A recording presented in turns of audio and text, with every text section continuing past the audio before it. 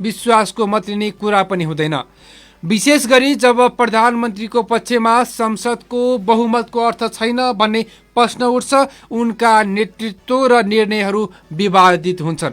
त्यसबेला विश्वासको मत लिँदा र समर्थन पाएमा उनको वैधता अरू सुदृढ हुन्छ, नपाए उनले राजीनामा दिनुपर्ने हुन्छ। संसदीय प्रणालीमा यो स्थापित अभ्यास हो। यसको स्वत प्रयोग अपेक्षित पनि रहेको छ। प्रधानमन्त्री केपी शर्मा ओलीले गत पुस 5 मा प्रतिनिधि सभाको विघटन र चुनावमा जाने गरेको निर्णयलाई सर्वोच्च अदालतले असंवैधानिक भनेर उल्टाइदियो।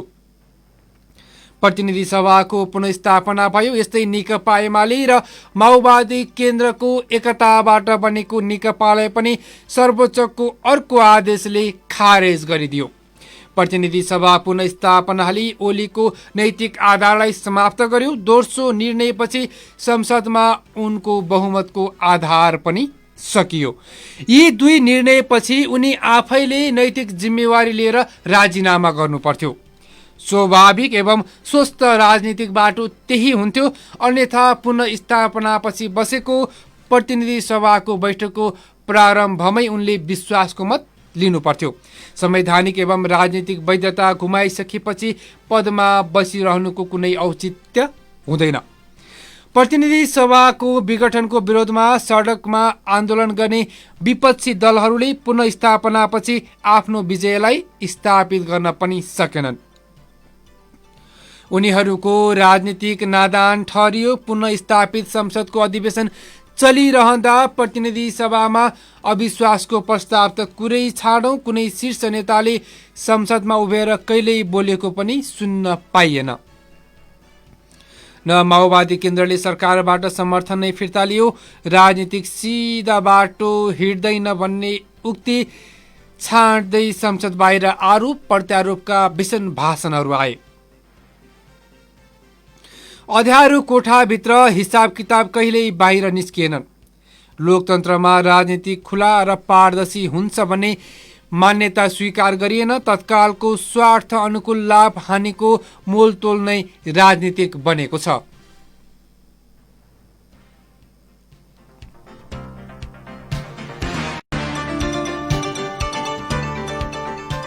संसदमा विश्वासको मत लिने प्रधानमन्त्रीको निर्णयले राजनीतिलाई अहिले तरङ्गित बनाएको छ। नेताहरूको कोठे भेटघाट बढ्न थालेका छन्। राजनीति केही चलायमान भएको छ। प्रधानमन्त्रीले संसदमा विश्वासको मत नपाउने निश्चित प्राय रहेको छ। यो ज्ञान उनलाई पनि नभएको होइन। उनको भूमिका र कदमप्रति तीव्र विमति हुँदा हुँदै र समय असामान्य भए पनि मुलुकको राजनीतिक हितका लागि यो कदम सराहनीय छ। यसको सदुपयोग हुनुपर्छ। यही बाटोमा उनको बहिगमन पनि सम्भव रहेको छ। प्रधानमन्त्रीले नेतृत्व गरेको दल एमालेको संसदमा बहुमत छैन। त्यसमाथि विभाजित पनि रहेको छ। फ्लोर कलशको सम्भावनामा हिजो मात्रै खनाल नेपाल पक्षका 22 सांसदले हस्ताक्षर गरिसकेर आद बुझाउने निर्णय पनि गरिसकेका छन्। नेपाली कांग्रेस र माओवादी केन्द्रले विपक्षमा मतदान गर्ने निर्णय गरिसकेको छ। जसपाको भने मतभेद रहेको छ। तथापि उसले प्रधानमन्त्रीको पक्षमा मत देला भनेर विश्वास गर्न सकिने वातावरण पनि रहेको छैन। महन्त समूहले चाहदैमा जसपाको पुरै मत ओली पक्षमा जाने अवस्था छैन। बरु पार्टी नै विभाजित हुन सक्ने संकेत पनि देखिरहेका छन्। तथापि आशंका भएर हिंता भावले गरिसित छ राजनीति। हाम्रो राजनीतिमा असंख्य व्यवहारका यस्ता दृष्टान्त जति पनि रहेका छन्। ओलीले किन विश्वासको मत लिने रणनीति अख्तियारी गरी त्यसमा धेरैको टाउको दुखाउनु पनि जरुरी छैन। मैले माथि भने अनुसार उनको सरकार अवैध र राजनीतिक संकटमा पुगिसकेको अवस्था छ। उनीसँग राजनीतिमा राजीनामा दिनु वा संसदमा विश्वासको मत लिनुको विकल्प पनि थिएन।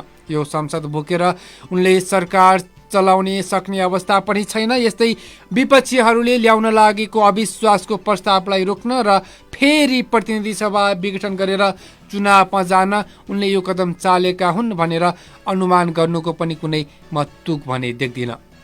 विश्वासको मतमा पराजित भएपछि प्रधानमन्त्रीको पद रिक्त हुन्छ। संविधानले यही भन्छ, राजीनामा दिनै पर्दैन र संविधान अनुसार प्रधानमन्त्रीको नियुक्तिका प्रावधानहरू क्रियाशील हुनेछन्। वैकल्पिक सरकार गठनको ढोका खुल्छ। विपक्षीहरू हुतिहारा भएमा बाहेक केपी ओलीले केही चाहँदैन। प्रतिनिधि सभाको फेरि विघटन र चुनावमा जाने बाटो पनि त्यति सजिलो छैन। एकै फड्कोमा त्यहाँ पुग्न संविधानले दिँदैन। सर्वोच्च अदालतको फैसलाको पाठले पनि त्यो पुष्टि गरेको छ। 2 साता अघि 13 मा कांग्रेसका प्रवक्ता एवं युवा नेता विश्वप्रकाश शर्माको पार्टी र सरकार दोस्ती दुश्मनी भन्ने एउटा अध्यादेश पनि त्यो आफ्नो अभिमतको विचार प्रष्ट भएको थियो। नेपालका राजनीतिक दलहरू यतिखेर चरम विचलनमा रहेका छन्। राजनीति यति खराब भइरहेको छ कि संसदमा विश्वासको मत लिँदैमा वा चुनावमा जाँदैमा हाम्रा राजनीतिक दलहरूको प्रवृत्ति र व्यवहारमा सुधार होला भनेर विश्वास गर्न सकिँदैन। लाग्छ पार्टी राजनीतिको औचित्य नै समाप्त भइरहेको छ। लोकतान्त्रिक राजनीतिहरूमा दलहरू अपरिहार्य छन् भन्दै आएका आफ्नै भनाइहरू आफैमाथि व्यङ्ग्य जस्तो लाग्न थालेको छ। वास्तवमा यो अवस्था भनेको न लोकतन्त्र हो न दलीय पद्धति नै। के हामी ठुलो हेर्नुको विकल्प छैन? के दलका नाममा व्यक्तिका या दुष्प्रवृत्ति र दुर्व्यवहारको रोकथाम अहिले सम्भव छैन त? आजको लागि एउटा प्रश्न बनेर तेर्सिएको छ।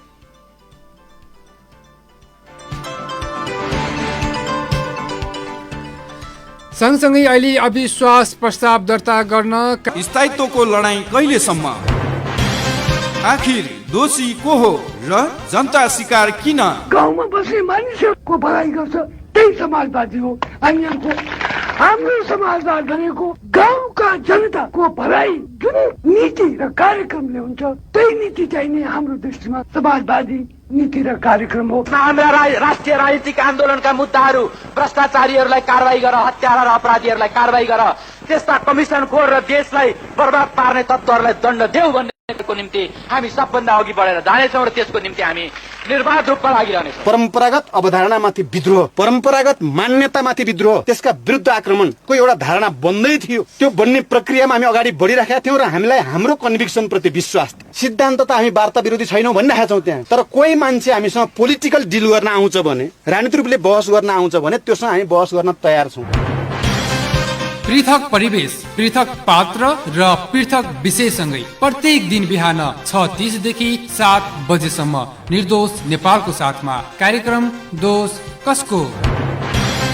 रेडियो मिरमिरे 89.4 मेगाहर्ज को तरङ्ग मार्फत हामी तपाईलाई भेट्नेछौँ। सुन्न नभुल्नुहोला।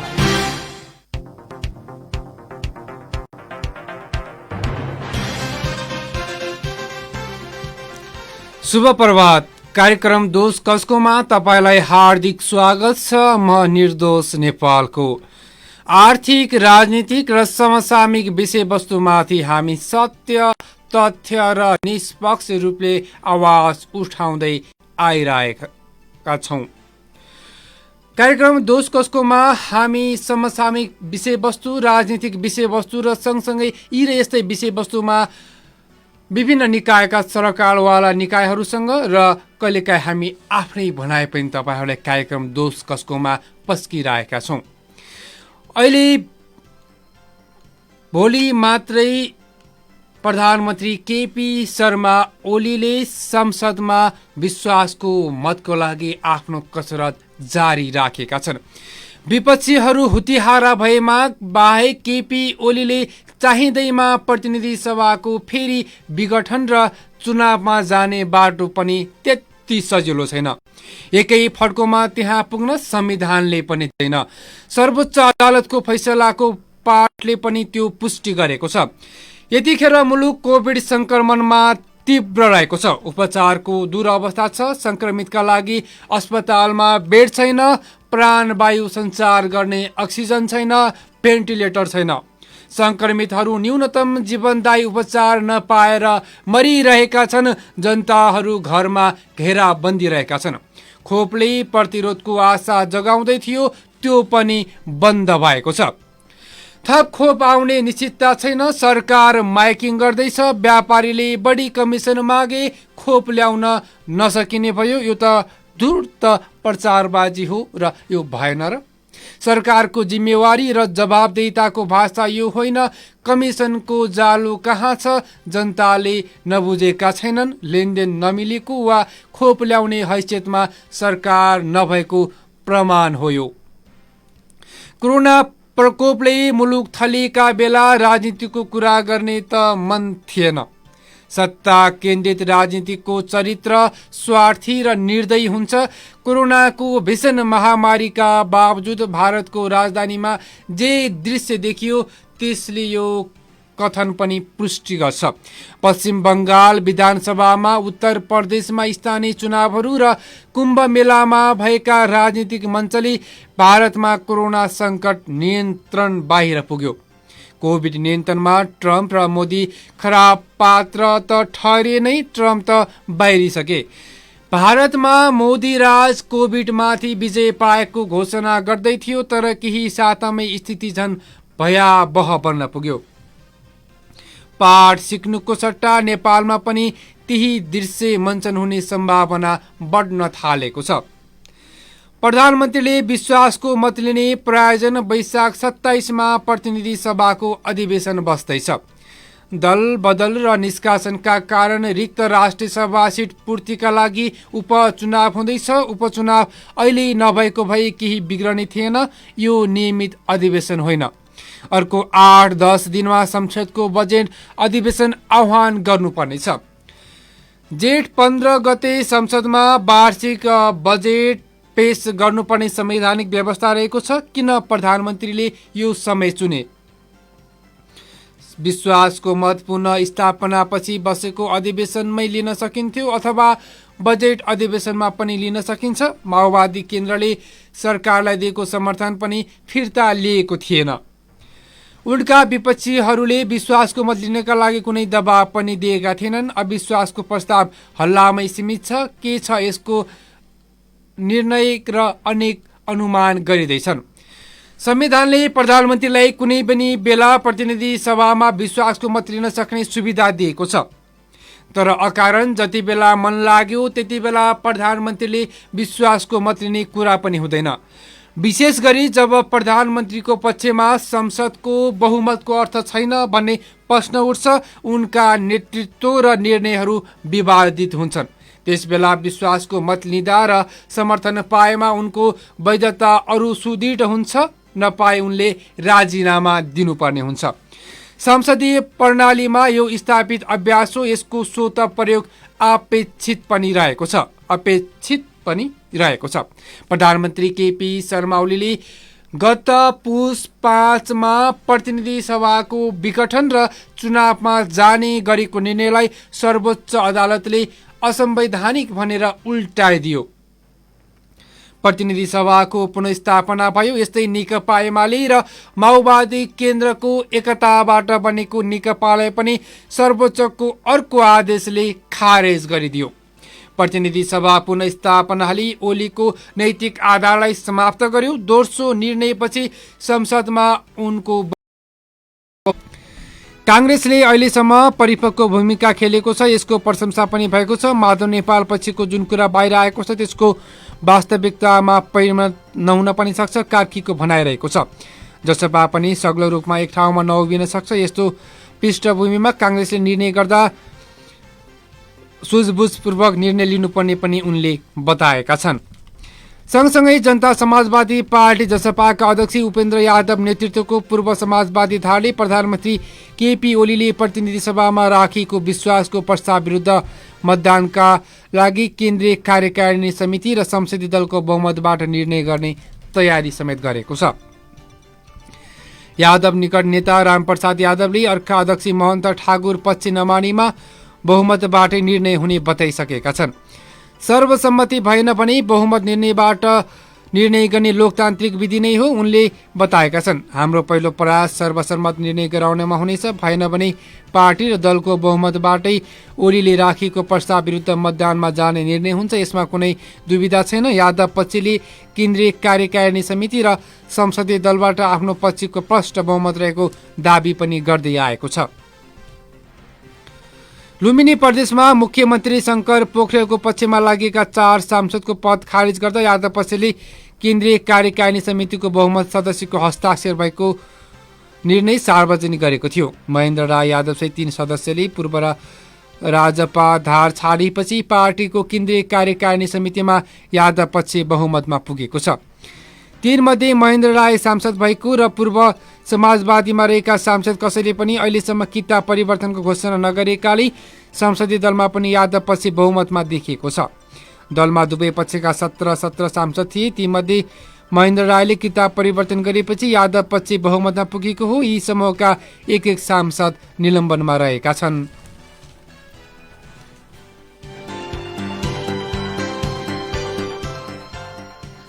संवैधानिक परिषद सम्बन्धी कानून फेरि एकपटक अध्यादेश मार्फत संशोधन गरी सामान्य बहुमतबाट संवैधानिक निकायहरूमा थालिएको नियुक्तिको प्रयासलाई राजनीतिक दलहरूले विरोध गरेका छन्। प्रमुख प्रतिपक्षी नेपाली काङ्ग्रेसले अध्यादेश मार्फत संवैधानिक परिषदको विधिलाई प्रभावित गरी संवैधानिक निकायमा पार्टीगत नियुक्त गर्ने कलुषित मनसाय राखेको जनाएको छ। संविधान परिषदको सदस्य रहेका प्रतिनिधि सभाका प्रमुख प्रतिपक्षी दलका नेता शेरबहादुर देउवाले परिषदको बैठकमा भाग नलिने सम्मत जनाएका छन्।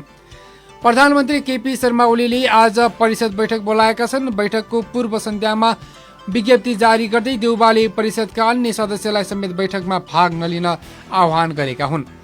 वर्तमान सरकारले संवैधानिक परिषदको मर्यादा र गरिमा समाप्त गर्न तथा यसको कार्यक्षेत्र संकुचित पार्न पटक पटक संघीय संसदलाई छलेर अध्यादेश जारी गर्नु संवैधानिक कार्य भएको विज्ञप्तिमा उल्लेख समेत गरिएको छ।